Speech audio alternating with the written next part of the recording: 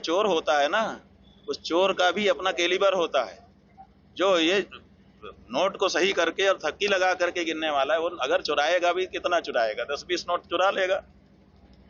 जो बड़ी चोरी है वो तो बड़े लोग करते हैं, उस बारे में क्या है, उस बारे में तो कोई FIR ही नहीं है। 8 लोगों पर FIR हो गई है, जब तक आएगा नाम। हाँ, वही तो कह रहे हैं कि 8 लोगों का FIR हो गया, वो केवल गिनने वालों के ऊपर हो गया।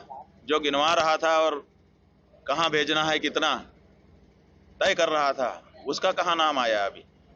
सरकार तो कह रही है कि विपक्ष मुद्दा उठा रहा है कम। अरे भाई, मुद्दा है तो उठा रहा है, कोई अपने घर से बनावटी मुद्दा है? आखिर आपने इतनी जांच के बाद पहले ही दिन FIR करनी चाहिए थी। अज्ञात लोगों के नाम कर देते, लेकिन FIR तो होती, लेकिन आपने FIR नहीं किया। आखिर जांच के बाद आपको कहीं ना कहीं FIR करनी पड़ रही है ना।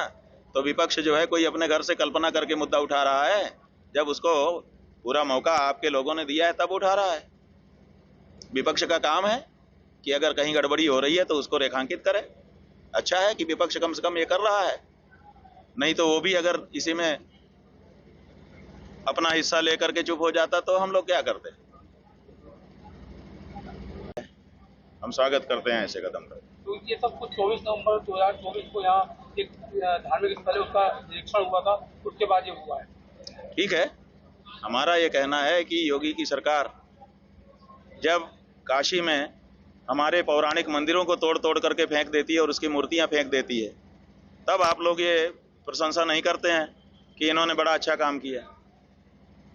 संभल में चूंकि मुसलमानों के कब्जे में है, तो मुसलमानों के कब्जे वाली चीज को आप निकाल करके कह रहे हैं कि हम बड़े तीर्थ के हिमायती हैं। और जो काशी में जो हिंदुओं के ही कब्जे में था, किसी मुसलमान का कब्जा नहीं था, वहां पे आपने मंदिरों को तोड़ तोड़ करके और मूर्तियों को तोड़ तोड़ करके नाले में फेंक दिया, तब कहाँ गया था आपका हिंदुत्व?